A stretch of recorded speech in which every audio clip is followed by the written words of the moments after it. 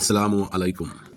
আমরা একটি স্বাধীন দেশের নাগরিক, কিন্তু বুক চাপড়ে নিজেকে স্বাধীন দাবি করার আগে একবার কি আমরা ঠান্ডা মাথায় ভেবে দেখেছি নাগরিক হিসাবে আমাদের আসল অধিকারগুলো কী কী? নাকি যুগের পর যুগ ধরে আমরা শুধু নিজেদের দায়িত্বই পালন করে যাচ্ছি আর অধিকারের কথা বলে শাসকের দয়া ভিক্ষা করছি?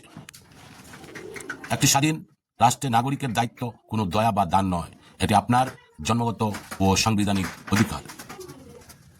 আমাদের নাগরিক হিসাবে মূল অধিকারসমূহ হল, রাষ্ট্রবিজ্ঞানের ভাষায় একজন নাগরিকের অধিকার মূলত তিন প্রকার: সামাজিক, রাজনৈতিক এবং অর্থনৈতিক।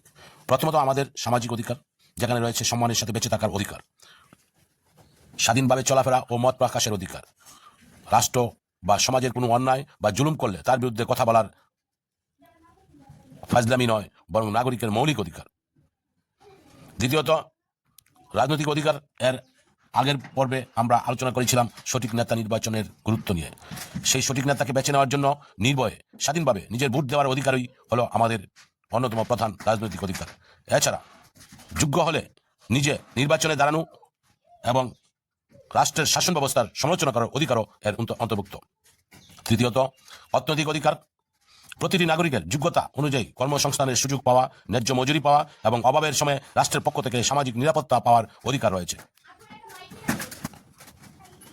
বাস্তব চিত্র ও অধিকার সচেতনতা।